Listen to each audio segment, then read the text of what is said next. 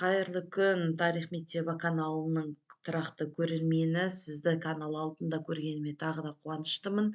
Каналға тіркеліп достарыңызбен бөлісе отырыңыз. Өйткені сіздердің қолдауларыңыз мен үшін өте маңызды.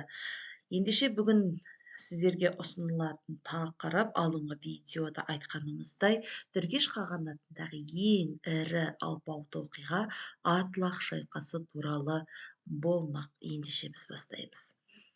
Атлах шайқасы 751 жылдың жаз айларында үлкен арабтар мен түркілердің бірлесе отырып Қытайға қарсы жүргізілген ең үлкен шайқасы, тарихта талас шайқасы деп те аталады. Өйткені бұл оқиға Талас өзеніне жақын маңда, қазіргі Қазақстан мен Қырғызстан аумағының шекарасында, яғни Талас өзенінің бойында арабтар мен қытайлар арасындағы ең ірі шайқас болып өткендіктен Талас шайқасы деп те аталады. Ендеше осы Атлах шайқасының себептеріне назар аударайық. Түргеш қағанаты ыдыраудың алдарында Таң империясының өздері қолдаған түргеш билеушілеріне көмек көрсетеміз деген сылтаумен Жетісуға басып кіреді. Алдыңғы түргеш қағанаты туралы видеода айтылғандай, түргештер сары түркештер және қара түркештер болып өз араларында билікке талас күшейіп кетеді. Нәтижесінде 20 жылға ұзаққа созылған талас тартыстың нәтижесінде түргештерде тұрақты қағанат болмайды, өзара биліктерде, бірліктерде болмай кетеді. Енді осы мемлекеттің ішіндегі алауыздықты Таң империясы өте жақсы пайдаланады. Тиісінше Қытай әскері Сырдария аймағына біртіндеп жақындап келеді. Жай ғана келмей, 740 жылы олар Тараз қаласын басып алып тонауға ұшыратады. Әрине, өзіне қарсыласқан түргештердің барлығын қырып салып, қанды оқиға жасайды. Енді Таң империясы бұл маңайда қалай келді деген сұраққа жауап берейік. 7 ғасырдың басынан бастап Азияның шығыс бөлігінде Таң империясы күшейе түседі.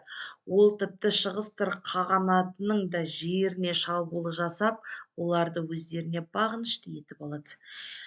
Күшейіп келе жатқан Таң империясына қарсы Орта Азияда екінші халифат бар, ол Араб халифаты. Араб халифатында билік жүргізіп отырған мемлекет алғашқыда Византияны, одан кейін Сасанидтер мемлекетін жаулап алып, Орта Азияға қарай жақындайды. Арабтардың негізгі күресін 738-748 жылдар аралығында қолбасшы Наср ибн Сияр жүргізіп келе жатады. Олардың негізгі миссиясы ислам дінін тарату болатын. Енді шығыстан және батыстан келе жатқан екі алпауыт империяның күндердің күнінде бір жерде кездесуі шартта еді. Көріп отырғандарыңыздай, олардың түйіскен жері түргеш даласындағы Талас өзенінің маңы болып есептелді. 748 жылы Қытай әскері бұрынғы түргеш қағанатының астанасы Суябты өздеріне қаратады. 749 жылы қытайлықтар Шашты басып алады. Шаш билеушісінің баласы қытайлықтарға қарсы Қорасанда жүрген араб билеушілерінен көмек сұрайды. Шақыруды құп алған арабтар Талас бойына өздерінің әскерін жібереді. Әскер құрамында ислам дінін қабылдаған соғдылықтар мен түркілер де болады. Екі тараптың әскері осы оңтүстік батыс Жетісу жерінде кездеседі. Қытай әскерінің артынан қарлұқ әскерді тұтқиылдан шабуыл жасайды. Енді қараңыз, бұл жерде қарлұқтар қайдан жүр деген сұраққа жауап іздейтін болсақ, Таң империясы шығыс түрік қағанатының жерін жаулап алған кезеңде олардың батысында отырған қарлұқтарға да күш түседі. Тиісінше қарлұқтар өздерінің бас амандығын ойлау мақсатында Таң империясымен алғашқы уақытта достасып жақындасқан болатын. Бірақ Атлах шайқасы кезеңінде қарлұқтар Таң империясына сатқындық жасап, араб әскерлерінің күшіне қарай басып түседі. Өйткені бұл жерлерде егер назар салып саясаттың түпнұсқасын іздейтін болсақ, қарлұқтарға тиісінше мемлекет құратын жер керек. Олар түргештердің өзара билікке таласып, бірліктерінің тарап кеткенінен хабардар еді. Үш жақтан келіп жеткен түргештердің шабуылына осы үшеуінің де өзіндік позициялары бар еді. Таң империясы үшін түргештердің территориясы керек болды. Араб халифаты үшін дінді енгізу миссиясы болды, ал қарлұқтарға өз мемлекетін құру позициясы қажет болды. Енді осы жерде былай деп мәлімет келтіреді. Ду Хуанның батысқа саяхат естеліктері деген Қытай деректерінде осы шайқас туралы былай баяндалады. Соғыс 5 тәулікке созылды. Шайқас мейлінше қиян кескі жүріп жатқанда, Таң империясы құрамындағы қарлұқтар көтеріліс жасап, арабтар жағына шығып кетті. Нәтижесінде арабтар мен қарлұқтардың қалың қолы Таң империясын екі бүйірден қыспаққа алып соққылайды.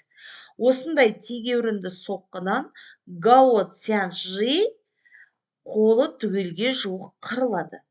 Ал Гао Цзяншидің өзі болса, қан майданнан зорға дегенде жанын сауғалап, қашып құтылады деп дерек білдіреді. Гао Цзянши ол Таң империясының Қытай әскерінің қолбасшысы еді.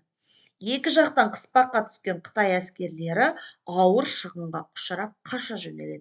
Ұрыс нәтижесінде қытайлықтардың 100 мың адамнан 50 мың адам қаза болады да, 20 мыңдайы тұтқынға түскен. Атылаш шайқасында арабтар мен қарлұқтар өте көп олжаға ие болады. Қолға түскен тұтқындар қатарында Қытайдың қолөнершілері де болды.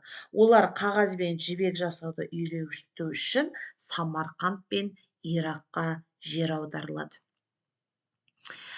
Оқиғалардың барысы әртүрлі деректерде түрліше беріледі. Негізіндегі бұл оқиғада тоқ етеріміз Қытайдың жеңіліске ұшырауы тарихтағы рухани, саяси, этникалық өзгерістер қатарындағы аса маңызды және шешуші оқиға болды. Атылаш шайқасында Қытай әскері шегінуге мәжбүр болғанымен, мұнда арабтар да ұзақ тұрақтап қала алмайды. Орта Азияда басталған наразылық оларды да кейінге шегінуге мәжбүр етті. Бұл жағдай түргештердің тәуелсіздігін нығайтуына мүмкіндік жасағанмен, олар екіге бөлініп, өзара күресуін тоқтатпайды. Әрине, алауыздық болған жерде Алтай мен Тарбағатайдан келген қарлұқтар Жетісуда саяси үстемдікке қол жеткізе бастайды. Олар арабтардың жағына шығуы түркі қарлұқтарының Жетісудағы саяси жағдайынан өте жақсы хабардар болғанын көрсетеді де, бұл соғыста жеңіліс жасаған Қытайлар Жетісу жерін тастап кетеді. Арабтар өз миссияларын орындап мемлекеттеріне қайта қайтқан кезде қарлұқтар билікке келеді.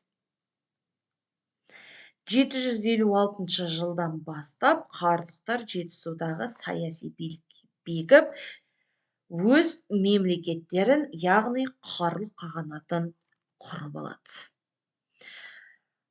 Атылаш шайқасының ислам дінінің кеңінен таралуына, Орта Азияның исламдануына өте үлкен әсер тигізгендігі белгілі. Тіпті осы шайқастан соң Қытайлар 10 ғасырдай уақыт бұл өлкеге айық басудан қаймығып қалады. Егер сіздерге баяндалған оқиға қызық болған болса, каналға тіркеліп достарыңызбен бөлісе отырыңыздар.